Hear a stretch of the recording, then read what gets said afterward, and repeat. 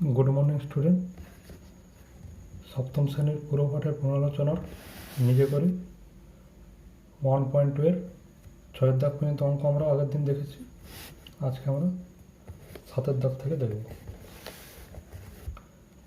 তোমরা যদি আগের ভিডিওটি দেখে না থাকো তাহলে স্ক্রিনে আসা লিঙ্ক থেকে, প্লেলিস্ট থেকে বা ডেসক্রিপশনে দেওয়া লিঙ্ক থেকে অবশ্যই দেখে নেবে। 7 দাগে কী বলেছে? একটি শিবিরে 48 জন সৈন্যের 7 সপ্তাহের খাবার মজুদ আছে। যদি ওই দলে আরও 8 জন সৈন্য যোগ দেয় তবে ওই পরিমাণ খাবারে কত সপ্তাহ চলবে হিসাব করি। তাহলে গণিতের ভাষায় আমরা সমস্যাটি লিখতে পারি।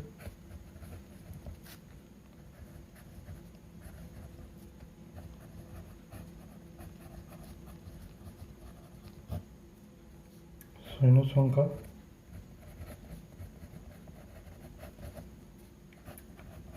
জনে দেওয়া আছে আর মজুদ খাবার, এই দুটি রাশি আছে।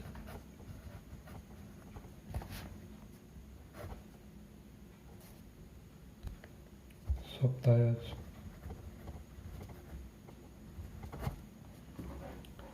তাহলে 48 জন সৈন্যের 7 সপ্তাহের খাবার মজুদ ছিল। এরপরে কি বলেছে? আরও 8 জন সৈন্য যোগ দিল, অর্থাৎ 48 প্লাস 8 56 জন হলো।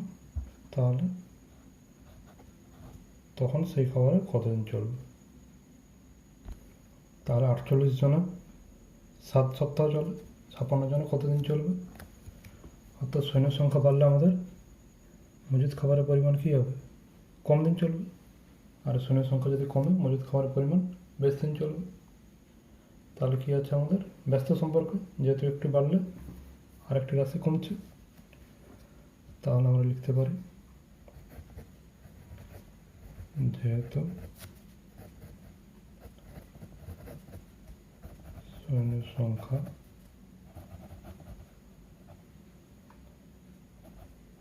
বৃদ্ধি বা হ্রাসে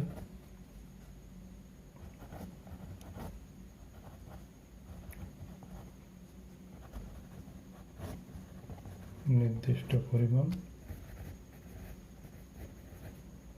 মজুদ খাবারে যথাক্রমে বৃদ্ধি পেলে কম আর হ্রাস পেলে বেশি।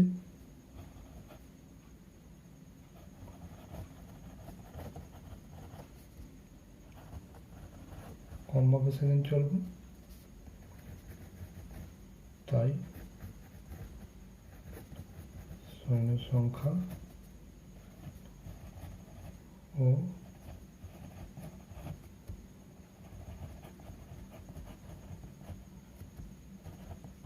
মজুদ খাবারের পরিমাণের মধ্যে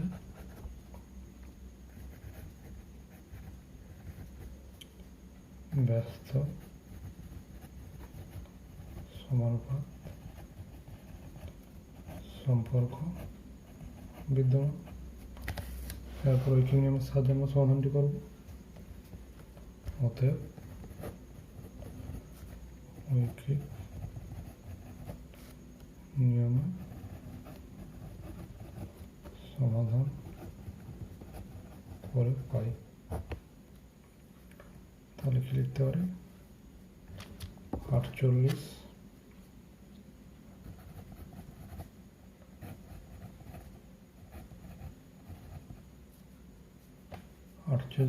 জন সৈন্যের মজুদ খাবারে চলে 7 সপ্তাহ। একজন সৈন্য যদি হয় তখন মজুদ খাবার কত চলবে? বেশি দিন চলবে। 7 × 48। আর যদি 56 জন সৈন্য হয় তখন মজুদ খাবারে এক থেকে কম দিন চলবে, অর্থাৎ ভাগ হয়ে যাবে। তাহলে কাটাকাটি করলে 7 × 8 = 56 আর 8 দিয়ে 48 কাটলে 8 6 48 অর্থাৎ 6 সপ্তাহ যাবে। তাহলে অতএব আমরা উত্তর লিখতে পারি, অতএব ওই পরিমাণ খাবারে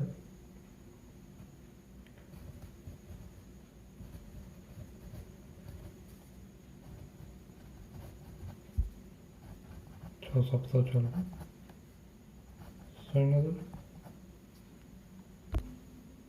তাহলে এরপরে 8 অঙ্ক। 8 কি বলেছে? একটি জাহাজে 50 জন নাবিকের 16 দিনের খাবার মজুদ আছে। 10 দিন পরে আরও 10 জন নাবিক যোগ দিল। 10 দিন পরে বলছে, অর্থাৎ 50 জনের 16 দিনের খাবার ছিল, তার ভিতর 10 দিন হচ্ছে অতিক্রান্ত হয়ে গেছে, অর্থাৎ 50 জনের আর 6 দিনের খাবার আছে। তখন আরও 10 জন যোগ দিল, অর্থাৎ 50-এর সঙ্গে আরও 10 জন যোগ দিলে 60 জন হলো। বাকি খাবারে আর কতদিন চলবে? অর্থাৎ বাকি 6 দিনের খাবারে ওই 60 জনের কতদিন চলবে সেটা আমরা হিসাব করব। তাহলে আমরা কি লিখতে পারি? 50 জন নাবিকের 16 দিনের খাবার মজুদ ছিল।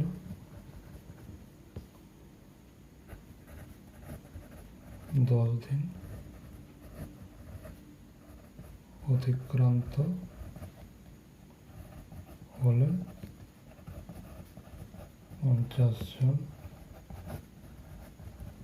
নাবিকের 16 - 10 সমান 6 দিনের খাবার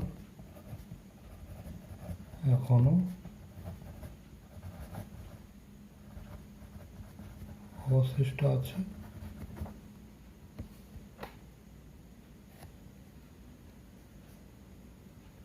এবং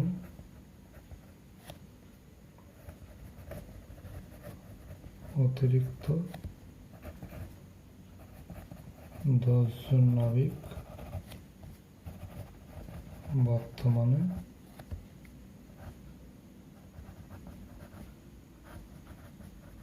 যোগ দেওয়ায় মোট নাবিক সংখ্যা হবে 50 + 10 সমান 60 জন।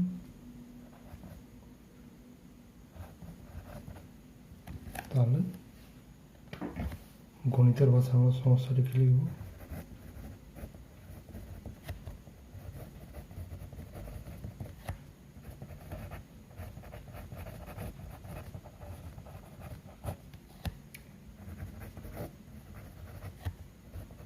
নাবিক সংখ্যা আর মজুদ খাবার দুটি রাশি।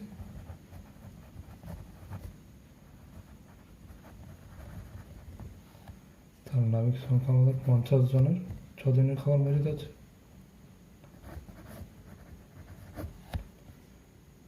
আর 60 জনের সেই 6 দিনের খাবার কদিনে চলবে সেটা আমরা দেখব। অবশিষ্ট খাবারটি কতদিন চলবে। তাহলে আমাদের নাবিক সংখ্যা বাড়লে মজুদ খাবারের পরিমাণ কী হবে? কমে যাবে। আর নাবিক সংখ্যা কমলে মজুদ খাবারের বেশি দিন যাবে।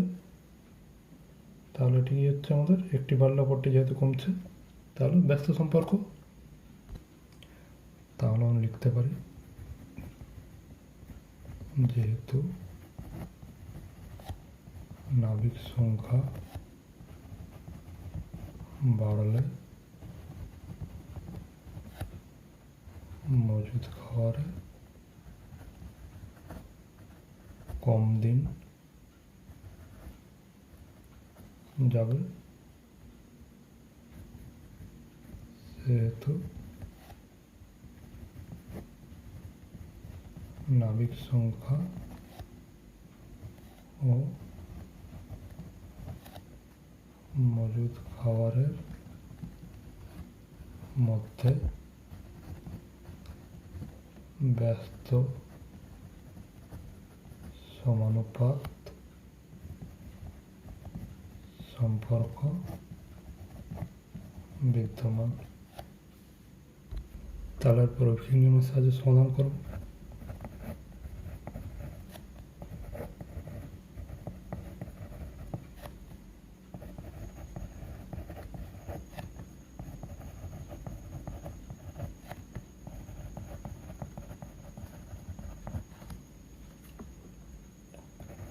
তাহলে কি লিখব?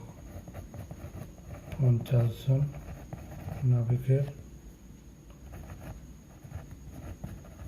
মজুদ খাবারে চলে 6 দিন। একজন নাবিকের বেশি দিন যাবে, অর্থাৎ 50 × 6। আর 60 জন নাবিকের একের থেকে কম দিন যাবে, একজনে যত দিন যাচ্ছে তার থেকে কম, অর্থাৎ 50 × 6 / 60। তাহলে 0 0 আমরা কাটতে পারি, আর 6 6, অর্থাৎ কত হচ্ছে আমাদের অ্যান্সার? 5 দিন। তাহলে অতএব আমরা উত্তর লিখতে পারি, অতএব অবশিষ্ট মজুদ খাবারে নাবিকদের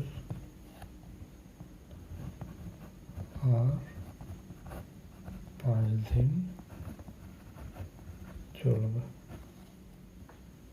এটি আমাদের অ্যান্সার হলো। এরপরে 9টি থেকে বলেছে 20 জন লোক ঠিক করলো 30 দিনে তারা একটা বাড়ি সারানোর কাজ সম্পূর্ণ করবে, কিন্তু 6 দিন পরে তাদের মধ্যে 8 জন লোক অসুস্থ হয়ে পড়ল। তাহলে 20 জনের 8 জন লোক অসুস্থ হয়ে পড়লো, অর্থাৎ আর 12 জন থাকলো। আর 30 দিনের ভিতর আমাদের 6 দিন কাজ হয়ে গিয়েছে, অর্থাৎ 24 দিনের কাজ বাকি আছে। তাহলে 20 জন লোকের আর 24 দিনের কাজ বাকি আছে। সেই কাজটি আমাদের 8 জন অসুস্থ হয়ে গিয়েছে, অর্থাৎ 12 জন লোক করবে। সেইটি কত দিনে করবে হিসাব করতে হবে আমাদের। দিলে আমরা মোট কত দিনে সম্পূর্ণ কাজটি হবে সেটি নির্ণয় করতে পারব।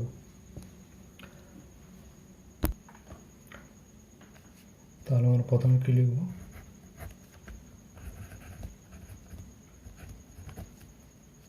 20 জন লোক 30 দিনে একটি বাড়ি মেরামত করত। 6 দিন পরে 8 জন লোক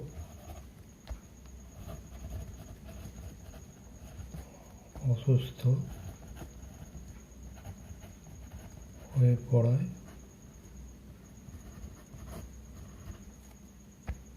বাকি কাজ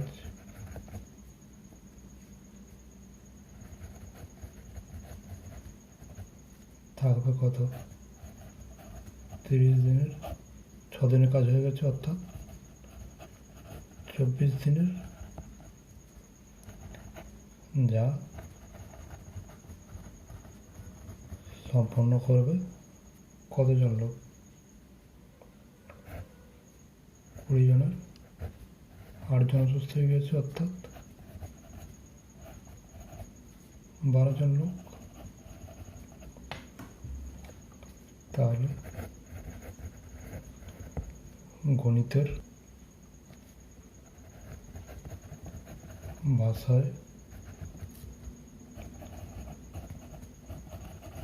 সমস্যাটি হলো লোক সংখ্যা যা জনে আছে আর কাজের দিন সংখ্যা যা দিনে আছে। তার 20 জনের 24 দিনের কাজ বাকি আছে, সেই কাজ কতজন করবে, 12 জন লোক কত দিনে করবে সেটা নির্ণয় করব।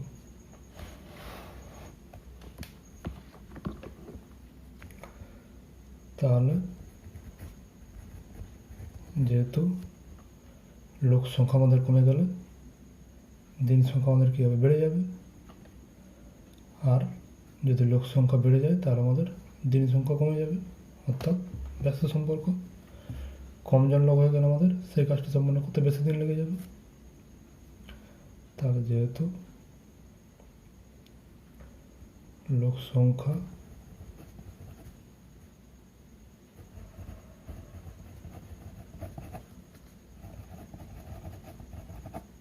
কমলে কাজের দিন সংখ্যা বাড়বে, তাই লোক সংখ্যা ও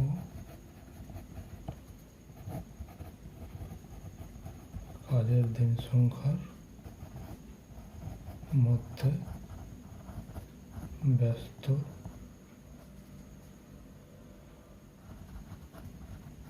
সমানুপাত সম্পর্ক। তাহলে অতএব ঐকিক নিয়মে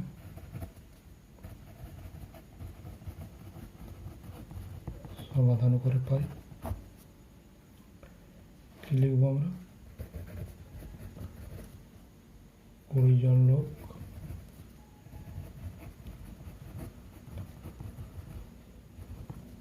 কাজটি শেষ করে 24 দিনে, একজন লোক করবে বেশি দিন লাগবে, তাহলে 24 × 20 দিনে। আর যদি 12 জন করে একদিনের থেকে কম দিন লাগবে, অর্থাৎ 24 × 20 / 12 হবে।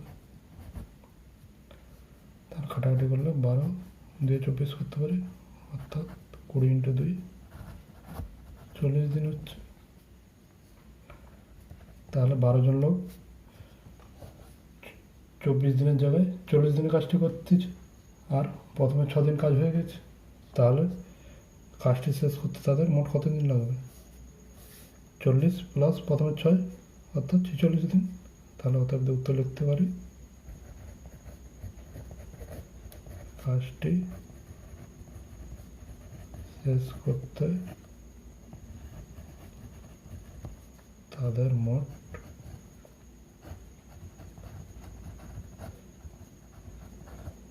46 দিন সময় লাগবে।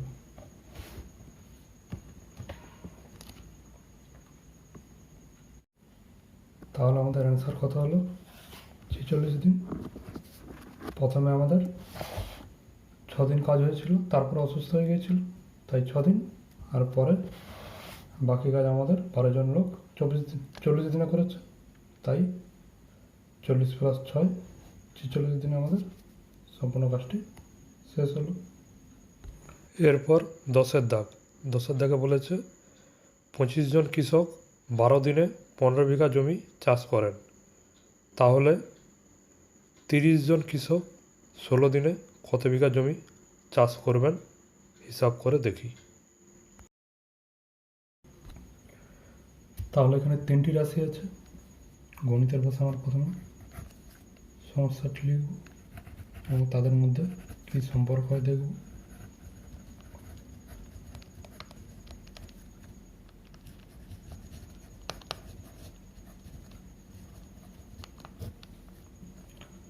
প্রথমে কৃষক সংখ্যা জনে আছে, তারপরে দিন সংখ্যা, এরপরে জমির পরিমাণ বিঘাতে আছে।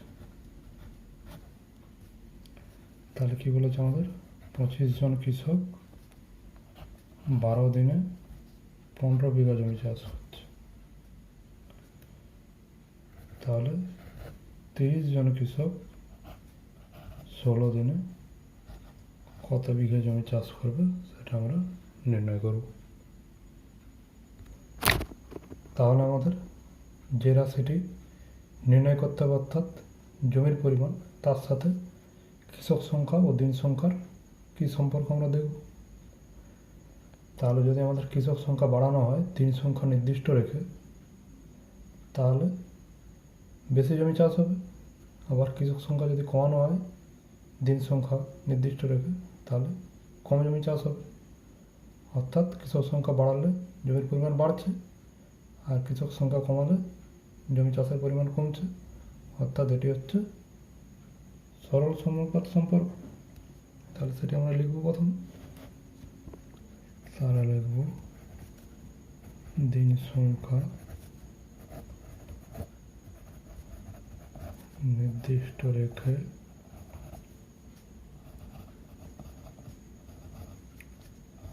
কৃষক সংখ্যা বাড়ালে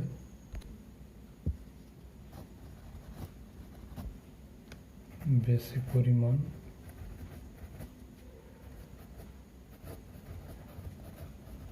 জমি চাষ হবে, তাই দিন সংখ্যা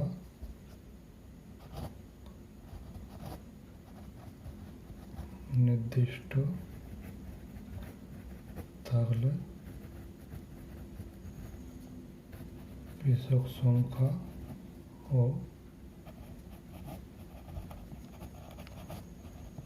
জমির পরিমাণের মধ্যে সরল সমানুপাত সম্পর্ক হবে।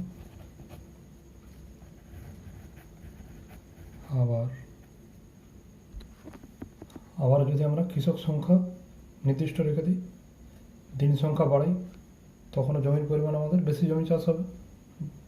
আবার দিন সংখ্যা যদি কমিয়ে দিই তাহলে কম জমি চাষ হবে। তাহলে এক্ষেত্রে আমাদের সরল সমানুপাত সম্পর্ক। তাহলে আমরা কী লিখবো, আবার কৃষক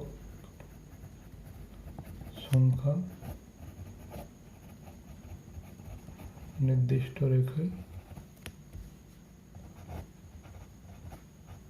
দিন সংখ্যা বৃদ্ধি বা হ্রাসে জমির চাষের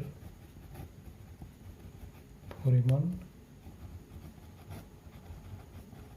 বৃদ্ধি বা হ্রাস পাবে, তাই দিন সংখ্যা ও জমির পরিমাণের মধ্যে সরল সমানুপাত সম্পর্ক বিদ্যমান। এরপর ঐকিক নিয়মের সাহায্যে আমরা সমাধান করব। আমরা কি লিখব, অতএব ঐকিক নিয়মে সমাধান করে পাই, লিখতে পারি 25 জন কৃষক 12 দিনে চাষ করে 15 বিঘা জমি। একজন কৃষক 12 দিনে কত চাষ করবে? 25 জন 12 জনে যা করে একজন কৃষক তার থেকে কম করবে, অর্থাৎ 15 ডিভাইডেড বাই 25 হবে। আবার একজন কৃষক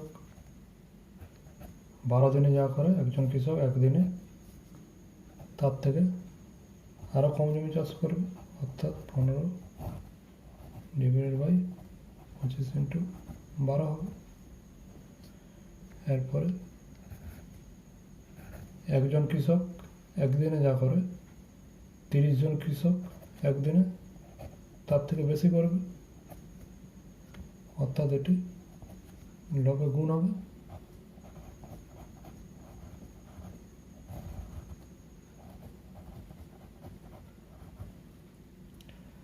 আবার 30 জন কৃষক একদিনে যত জমি চাষ করে 30 জন কৃষক 16 দিনে তার থেকে বেশি করবে,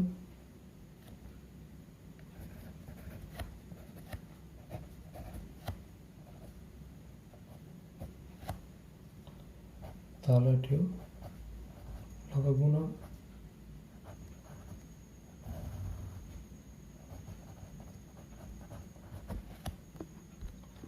তাহলে এরপর আমরা কাটাকাটি করব, অর্থাৎ 5 দিয়ে যদি 15কে কাটি তাহলে 5 3 15 আর 25 কাটলে 25, 5 25, আর এই 5 দিয়ে 30কে যদি কাটা হয় তাহলে 5 6 30, আর এই 6 দিয়ে যদি 12কে কাটা হয় তাহলে 6 2 12, আর এই 2 দিয়ে যদি 16কে কাটা হয় তাহলে 2 8 16। তাহলে আমরা কি অবশিষ্ট থাকলো 3 ইন্টু 8, অর্থাৎ 8 3 24 বিঘা। তাহলে অতএব আমরা উত্তর লিখতে পারি, অতএব 30 জন কৃষক 16 দিনে 24 বিঘা জমি চাষ করবে। তাহলে আজ এ পর্যন্তই। পরবর্তী ভিডিওতে আমরা ক্লাস থেকে 1.2 অঙ্কগুলি দেখব। আশা করি সমস্ত অঙ্কগুলি ভালোভাবে শিখতে পেরেছো। তবুও যদি কোথাও বোঝার অসুবিধা হয় তাহলে অঙ্কগুলিকে আরেকবার করে দেখে নেবে, তাহলে শিখতে আরও সুবিধা হবে। ভিডিওটি ভালো লাগলে অবশ্যই লাইক ও কমেন্ট করবে এবং আগামী ভিডিওগুলি পাওয়ার জন্য চ্যানেলটিকে অবশ্যই সাবস্ক্রাইব করে দেবে।